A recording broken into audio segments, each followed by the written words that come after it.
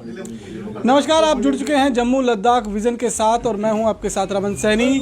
बलवंत सिंह मनकोटिया, जी हां, उधमपुर से नामे गिरामी चेहरे जो हैं, जो Jammu Kashmir national panther party के प्रेसिडेंट पहले थे और अभी 2 दिन पहले दोबारा उनको री इलेक्ट किया गया था एज ए प्रेसिडेंट। लेकिन अचानक पार्टी के प्रेसिडेंटशिप से न केवल बल्कि पूरी पार्टी से त्यागपत्र देने की वजह क्या है, इस पर और चर्चा करने के लिए आज खुद बलवंत सिंह मनकोटिया हमारे साथ जुड़ चुके हैं। उन्हीं से पूछते हैं। सर, बहुत बहुत स्वागत है जम्मू लद्दाख विजन में। सबसे पहले आपका थैंक यू। अचानक 2 दिन पहले ही आपको री इलेक्ट किया गया था as a national president Jammu Kashmir national panther party का। फिर अचानक ये कैसे मन बना कि पार्टी से त्यागपत्र न केवल प्रेसिडेंटशिप से बल्कि पूरी पार्टी की सदस्यता से? देखिए, मैंने इस सिलसिले में पहले भी बोल चुका हूँ कि 2 बार मैं प्रेसिडेंट रहा और जब तीसरी बार बनाया तो मैंने ऑप्शन दिया था कि किसी और को जिम्मेदारी दें तो बेहतर है। अगर मेरी प्रेसिडेंटशिप में अगर पार्टी ग्रो नहीं कर रही है और पीछे आ रही है तो हम किसी और को भी ऑप्शन दें। और शायद एक पार्टी के हम परिवार के ज़्यादा लोग हैं उसमें, तो शायद उसमें भी जैसे बड़े साथी हैं जो पार्टी में, वो भी नहीं बोल पाते होंगे। ये परिवार के इसके खिलाफ बोलेंगे तो दूसरा परिवार का सदस्य नाराज होएगा। तो मैंने खुद ही तय किया कि हो सकता है कि कोई नया ऑप्शन आए, नया चेहरा आए, नए लोग आएँ और उससे पार्टी को आगे ले जाएंगे। और फिलहाल तो मुझे लग रहा था कि मेरी प्रेसिडेंटशिप में पार्टी जिस लेवल पे हमने कोशिश की है पहुंचाने में, शायद वहाँ नहीं पहुंच पाई है। आप जो इशारा कर रहे हैं कि आपको पार्टी के अंदर घुटन महसूस हो रही थी? देखिए, ऐसा बिल्कुल नहीं है। घुटन की कोई बात नहीं थी। पार्टी के अंदर घुटन का मसला नहीं। मैंने कहा कि पार्टी बढ़ा नहीं पा रहा था। घुटन एक अलग मसला हो गया और नहीं बढ़ा पा रहा हूँ। मैं ओन कर रहा हूँ कि कहीं ना कहीं अब मैं पार्टी का प्रेसिडेंट हूँ, अगर पार्टी का एक कार्यकर्ता हूँ तो फिर मैं कह सकता हूँ कि फलाना प्रेसिडेंट था, फलाना वाइस प्रेसिडेंट था, उसका कसूर था। तो मैं किसी को कसूरवार नहीं कहता, प्रेसिडेंट था तो अब मैं किसी को कसूरवार कैसे ठहरा सकता हूँ? तो मैं फिर अपने आप को तो मानता हूँ कि मेरे अंदर वो क्वालिटीज़ शायद या वो कमी थी कि जिससे नहीं बढ़ा पाया।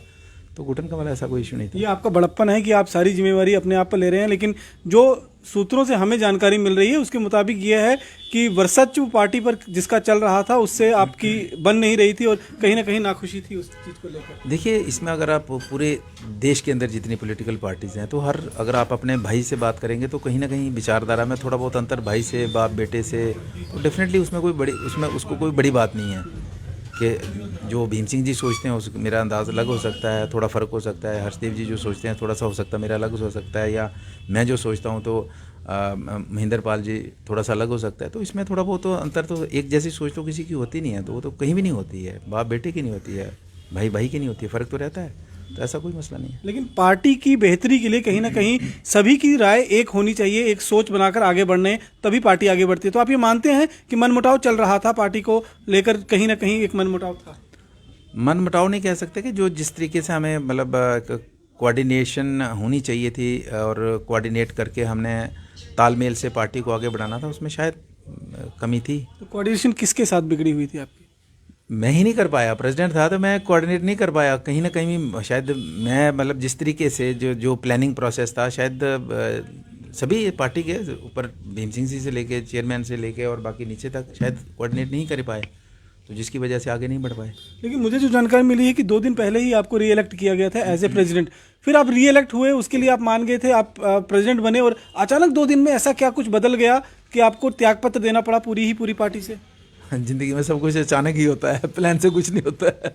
जब आप कोई ज़िंदगी में कोई फैसला लेते हैं ना, प्लानिंग करते रहते हैं, कुछ नहीं होता है। अचानक कर दो तो हो जाता है, तो ये अचानक हो गया। हर्षदेव सिंह का मैंने इंटरव्यू किया आपके इस्तीफे के बाद, तो उन्होंने ये आरोप लगाया कि बीजेपी हमारी पार्टी को तोड़ना चाहती है, खरीद फरोख्त करना चाहती है हमारे लीडरों को, उनको भी खरीदने की कोशिश की गई थी और हो सकता है कि आप पर भी दबाव डाला गया हो। क्या आप पर कोई इस तरह का कोई भी दबाव किसी भी पार्टी की तरफ से था? नहीं, ऐसा मुझे कोई दबाव नहीं था। और ना, एक मैं ये भी कहना चाहता हूँ, ना मैं छोड़ने से पहले ऐसी किसी पार्टी से मिला और किससे ज़्यादा गोटियाँ फिट की और उसके बाद मैंने त्यागपत्र दिया, ऐसा कुछ नहीं।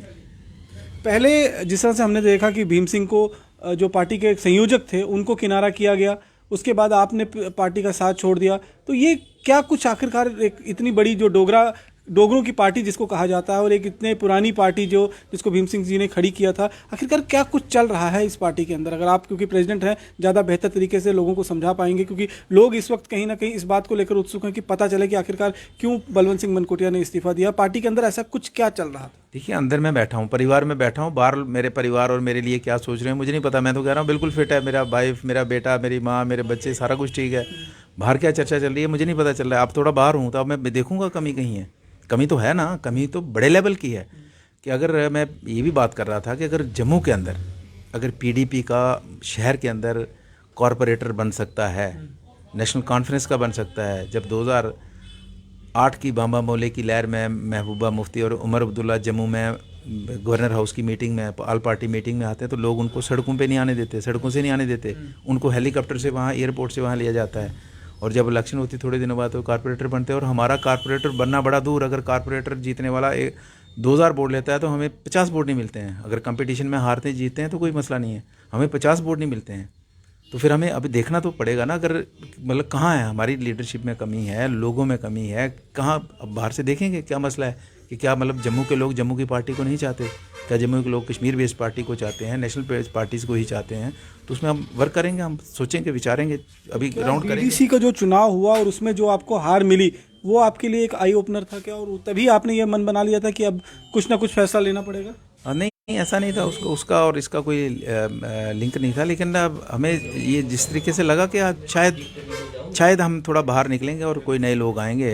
तो उसके बाद डीडीसी चुनाव के दौरान तो ये बेसिकली इलेक्शन कमीशन की तरफ से पार्टी का जो इलेक्शन का वहाँ पे इलेक्शन का वो टीम भेजनी थी वहाँ, क्योंकि रिकग्नाइज पार्टी है। तो उसमें इलेक्शन का ये इशू हुआ और जब मुझे दोबारा किया गया तो मैंने बड़े 3-4 बार मैंने कहा, मीटिंग में ओपन ने कहा कि आप किसी और को मौके दीजिए। फिर मुझे लगा कि यहाँ थोड़ा सा फैमिली में बरकर को भी कहना मेरे लिए, मेरे खिलाफ मेरे बोलना कि इसको नहीं बनाएंगे, तो शायद मैं आप खुद बैक ट्रैक करता हूँ, नया आदमी आता है तो हो सकता है आगे बढ़ पाएँ।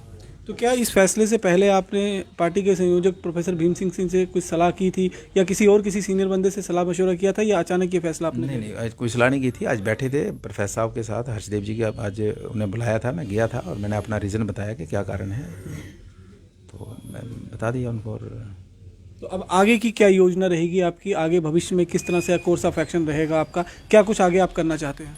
आगे हमने वही जैसे बैठे हैं ये सारे साथी हैं, इनसे चर्चा करेंगे। अलग अलग डिस्ट्रिक्ट में जो हमारे दोस्त मित्र साथी हैं सभी से मशवरा करेंगे और जो बेस्ट पॉसिबल सभी की यूनानिमस जो है, यूनानिमस तो होता नहीं लेकिन मेजॉरिटी में जो सभी साथी राय देंगे उसी के अकॉर्डिंग चलें। हम तो अकेले हैं, कुछ नहीं है, ये साथियों के सारे हैं। तो साथियों की जो राय बनेगी, जो बेस्ट मेजॉरिटी में बनेगी, उसके अकॉर्डिंगली ही फैसला लेंगे। क्या किसी दूसरी राजनीतिक पार्टी को ज्वाइन करने की आपकी मर्जी है या फिर कोई अपना ही संगठन खड़े करने की कोशिश रहेगी? इसमें साथियों की राय है और ऑप्शन खुले हैं फिलहाल सारे। क्या किसी आपके इस्तीफे के बाद किसी भी पार्टी की तरफ से आपको अप्रोच किया गया? क्योंकि हमेशा आप जैसे लीडर जो होते हैं, विजनरी लीडर जो रहते हैं, वो हमेशा जब इस्तीफा देते हैं किसी बड़ी पार्टी से तो दूसरी पार्टी हाथों हाथ उनको लपक लेती है। तो किसी न किसी पार्टी ने आपसे भी संपर्क किया होगा? लोकल छोड़िए, मुझे समाजवादी पार्टी का भी ऑफर है वहाँ से संदेश आया कि आप जिम्मेदारी संभाल सकते हैं। डेफिनेटली एक सिस्टम है ना, वो तो आना ही आना है, तो वो तो अटकलें लग रही हैं कि भारतीय जनता पार्टी का दामन थाम सकते हैं आप? ऐसा कुछ नहीं है अभी। मेरी अभी किसी से ऐसी बात नहीं हुई है। अभी मैंने कहा कि अब साथियों के ऊपर छोड़ा है, जैसे ये मशवरा देंगे, टाइम है, खुला टाइम। फैसला हो जाएगा वैसे? अभी 2-3 महीने का टाइम सभी ने लिया है, तो अभी राउंड करेंगे, पूरे जम्मू प्रोविंस का एक राउंड करेंगे। मैंने जब बात की थी तो उन्होंने एक बात ये भी कही थी कि उन्होंने इस्तीफा दिया है लेकिन बतौर चेयरमैन मैं इस्तीफा स्वीकार नहीं करूंगा और वो पार्टी में बने रहेंगे। देखो अब उनके मन में क्या चल रहा है उसको मैं क्या कह सकता हूँ, मैंने दिया है फिलहाल। मैं खुलकर आपसे पूछता हूँ, हर्षदेव सिंह के साथ मनमुटाव चल रहा था आपका? वैसे देखिए, मैं आपको यही कहा कि अगर मैं आपको पूछूंगा कि आपका अपने पिताजी से कभी मम्मी के साथ मनमुटाव नहीं हुआ, तो वो तो एक रूटीन मैटर में चलता रहता है, लेकिन कोई ऐसा बड़ा मसला नहीं था।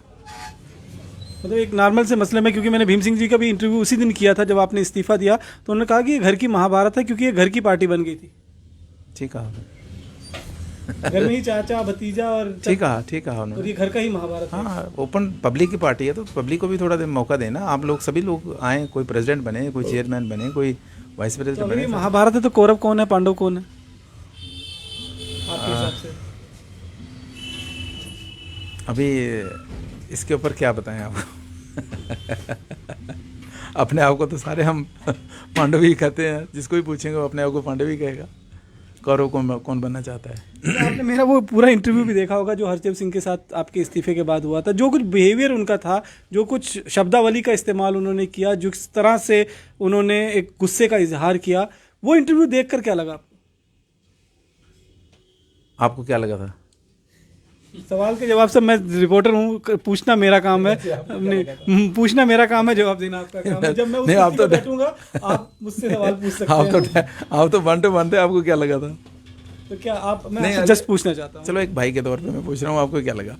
मैं तो पत्रकार हूँ, मैं हर तरह का सवाल पूछता हूँ, मुझे हर तरह के जवाब मिलते हैं, मैं उन हर चीज़ों को पचा लेता हूँ। लेकिन नहीं, जरूर निश्चित रूप में बुरा ही लगा है। तो नहीं, पत्रकार को किसी भी चीज़ का बुरा नहीं लगना चाहिए ना। अभीम सिंह ने हमारे लिए कुछ बोल दिया, किसी ने कहा कि बोला है, तो मैंने कहा मेरे बुजुर्ग हैं, बोला है, उनको क्या कह सकते हैं। अब देखिए, ये हो सकता है कोई ऐसी बात, मैंने पूरा सही ईमानदारी से मैंने थोड़ा हिंट देखा है, लेकिन पूरा डिटेल में देख नहीं पाया क्योंकि थोड़ा ज़्यादा बिजी चल रहा था, तो मैंने पूरा देखा नहीं है। हो सकता है वो ये बात आपने क्या कही उनको अच्छी नहीं लगी तो उन्होंने बोल दिया, उसमें मैं देखूंगा और फिर बताऊंगा अगली बार। साली एक सवाल उनसे पूछा था कि जिस तरह से आप आरोप लगा रहे हैं कि बीजेपी के लोग खरीद फरोख्त की कोशिश कर रहे हैं या फिर मारने की धमकी आपको दे रहे हैं, तो किस नेता की तरफ से आपको ये धमकी मिली थी? किसी एक का नाम बता दो ताकि हम उससे भी जाकर पूछ लें। तो इसी सवाल पर वो बौखलाए गए, या तो उनके पास वो नाम नहीं थे या फिर वो झूठे आरोप लगा रहे थे। अब मैं एक बार देख लूंगा, अगली बार आपको बताऊंगा। फिर यहाँ तक आप भी कह रहे हैं कि आपको भी किसी तरह की कोई धमकी नहीं मिली, कोई प्रलोभन नहीं मिला है किसी भी तरह से पार्टी से, कुछ ऐसा नहीं हुआ है? मुझे ऐसा नहीं है, धमकी के कोई धमका के हमें पार्टी में ले जाएगा, तो ये कैसे हो सकता है? इसका मतलब है कि हर्षदेव सिंह या तो राजनीति कर रहे हैं या फिर झूठ बोल रहे हैं। नहीं देखो, अब उनको क्या, अब मैं इसमें कह नहीं सकता अब कि उनको धमकी मिली या उनको प्रलोभन या ऑफर मिला है, मैं क्योंकि मेरी इस सिलसिले में उनसे बात हुई नहीं है, लेकिन मैं अपनी बात कर सकता हूँ कि अक्सर हम देख रहे हैं कि हर्षदेव सिंह इस समय अपना आपा खो रहे हैं, उसके पीछे क्या वजह देखते हैं? इसमें अगर आप बेहतर होगा उनसे पूछेंगे तो मुझे लगता है ज़्यादा बेहतर होगा, और उनके अंदर की बात है। मैं पूछूंगा तो वो एक बार फिर आपा खो देंगे, इसीलिए मैं आपसे पूछ रहा हूँ क्योंकि आप बहुत क्लोज रहे हैं उनके और बहुत क्लोज से आपका एक आपसी रिश्ता भी है। नहीं, आप तो हमारे भाई हैं, शादी में ब्याह में सब जगह मिलेंगे, लेकिन आपका संदेश जरूर पहुंचाऊंगा, पूछूंगा कि क्यों गुस्सा क्यों आता है, मैं पूछूंगा डेफिनेटली। आज भी मैंने टेलीफोन पर उनसे सीडी मांगी थी कि सर मुझे सीडी दे दो, कौन सी आप दे रहे थे, तो फिर गाली गलौज पे उतर आए थे फोन पे ही। मैं पूछूंगा क्यों गुस्सा आता है, अगली बार जब मिलेंगे आपको बताऊंगा, उनको पूछ के क्यों गुस्सा आता है जरूर बताऊंगा। तो मनकोटिया साहब, अब उधमपुर से निकलकर आगे पूरे जम्मू प्रांत की राजनीति करना चाहते हैं, जम्मू कश्मीर की राजनीति करना चाहते हैं, क्या कुछ आगे कोर्स ऑफ एक्शन रहेगा आपका राजनीति को लेकर, अपने अगले राजनीतिक सफर को लेकर? देखिए, फिलहाल तो हम थोड़ा सा निकल रहे हैं, अभी शायद पुंछ, राजौरी, डोडा, किश्तवाड़ भी एक राउंड करेंगे, सारे चाहने वाले साथी हमसे मिलेंगे, क्या आगे जैसे कहा कि जो मशवरा सभी के साथ होगा और फिर अकॉर्डिंगली क्या सभी की क्या राय बनती है, मेजॉरिटी क्या राय बनती है, तो उसके बाद फैसला लेंगे। मैं उस मनकोटिया जी को जानता हूं जो बेबाकी से अपनी बात रखते थे, लेकिन आज आप दबी जवान में हर चीज़ का, हर सवाल का जवाब दे रहे हैं, कहीं से कोई प्रेशर है या कुछ? देखिए, मौसम आज सर्दी है, कल गर्मी होगी, मौसम बदलता रहता है, और उसी के हिसाब से अगर आप गर्मी में अगर आप पेंट कोट लगा के घूमोगे तो लोग बेवकूफ़ कहेंगे, जो जब ज़रूरत होगी बेबाक वाली तो तब जरूर करेंगे। आप जिस दायरे में बात करने की ज़रूरत है उतने तक ही कर रहा हूँ मैं फ़िलहाल। तो मैं एक आखिरी में फिर आपसे पूछूंगा कि किसी तरह का कोई दबाव नहीं था आपको इस्तीफा देने को लेकर, किसी तरह के किसी राजनीतिक पार्टी से, ना ही कोई धमकियां मिली थी, ना ही आपको कोई प्रलोभन दिया गया? नहीं, देखो, मैंने अपने उस स्टेटमेंट में कहा था कि मैं पूरी होशो आवाज़ से, अपने पूरे माइंडसेट मेरा अप्लाई करके मैं ये फैसला कर रहा हूँ। मैंने थोड़ा कहा कि दे दिया तो दे दिया, मैंने पूरे होशो आवाज़ से कहा था। और अब आगे आने वाली राजनीतिक में आप किसी पार्टी के साथ ज्वाइन करेंगे या अपनी पार्टी का अपना संगठन? मैंने पहले ही कह दिया कि अभी इसमें चर्चा हो रही है, ऑप्शन खुले हैं, तो जब भी मेजॉरिटी साथियों की जो राय बनती है उसी अकॉर्डिंगली चलेंगे। अकेला मैं क्या हूँ, मैं कहूँगा मैंने पार्टी बना ली, मैंने कहा मैं जाऊँ तो जाऊँ, किसी पार्टी में कौन पूछता है?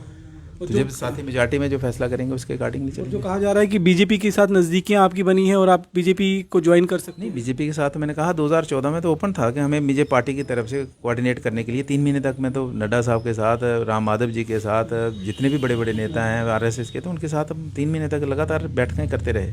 तो मेरे तो आज भी हाई हेलो है जहाँ पे, तो उसमें कोई देखो, अब पार्टी का प्रेसिडेंट भी रहा हूँ, एमएलए रहा हूँ, तो मेरी नेशनल कॉन्फ्रेंस के लोगों के साथ भी हाई हेलो है, पीडीपी के साथ लोगों है, असेंबली में इकट्ठे बैठे हैं, कांग्रेस के साथ है, तो उसमें किसी के साथ अपना रिलेशन कायम रखना, विचारधारा अलग हो सकती है तो रिलेशन अलग चीज़ हो सकती है, तो मेरा डेफिनेटली उनके साथ तो पुराना रिलेशन है। अभी विधानसभा का चुनाव किसी वक्त भी अनाउंस हो सकता है, क्योंकि 2022 की मार्च के बाद जो है राष्ट्रपति शासन की अवधि जो है वो खत्म हो रही है, उसके बाद हो सकता है, जो अभी तक हमें संकेत मिल रहे हैं कि उससे पहले पहले इलेक्शन हो सकते हैं। तो आपके पास करीबन 1 साल का वक्त है। इस 1 साल में आप क्या इस तरह की पूरी तैयारी कर लेंगे कि अपने बलबूते पर पूरे जम्मू प्रांत के अंदर अपने नुमाइंदों को खड़ा कर सके और अपने दम पर जो है इलेक्शन लड़ सके? नहीं, अपने दम पे कुछ नहीं होता है, अकेला कुछ नहीं होता है। कारवां जब बनता है, अब कारवां, अब मैं ही कही रहा हूँ ना, अभी चल रहे हैं, कारवां बनता है, अगर बनता है उस कारवां का क्या चाहता है वो, किस लेवल पे, तो इसमें अभी चल रहा है। मैंने कहा कि शुरुआत हुई है, अब आगे 2-3 महीने का समय है, तो उसमें देखते हैं। एक आखिरी सवाल आपसे कि अगर अपना संगठन खड़ा नहीं हो पाता है तो बलवंत सिंह मनकोटिया के लिए सबसे बड़ी प्रेफरेंस क्या होगी, किस पार्टी की तरफ वो जाना चाहेंगे? मेरे साथियों की जो प्रेफरेंस होगी वही मेरी होगी। बहुत बहुत शुक्रिया। तो ये थे बलवंत सिंह मनकोटिया, उधमपुर से पूर्व विधायक रह चुके हैं और Jammu Kashmir national panther party के प्रेसिडेंट भी हैं। और इनका साफ तौर पर कहना है, कहीं ना कहीं इशारों में इन्होंने बता दिया है कि कुछ ना कुछ मनमुटाव पार्टी में चल रहा था, जिसको लेकर इन्होंने अपना इस्तीफा जो है वो पूरे होशो हवास में दिया है। ना ही इनको किसी तरफ से कोई दबाव था, ना कोई प्रलोभन था, जिस तरह से हर्षदेव सिंह लगातार कह रहे थे, ऐसा कोई भी प्रलोभन या दबाव इन पर नहीं था। और अब आने वाली जो भविष्य में जो होगा, ये तैयारियां कर रहे हैं अपना एक संगठन खड़ा करने के लिए। और अगर ऐसा संगठन अपने बलबूते पर तैयार नहीं कर पाएंगे तो निश्चित रूप में किसी न किसी पार्टी को ज्वाइन करेंगे। लेकिन उसके लिए किस पार्टी को वो ज्वाइन करना चाहते हैं, उसके लिए अभी ये विचार विमर्श करेंगे और सबकी राय जो होगी उसी राय को मानते हुए आगे का अपना स्टेप जो है आगे बढ़ाएंगे। बाकी की अन्य खबरों के लिए आप जुड़े रहें जम्मू लद्दाख विजन के साथ। नमस्कार।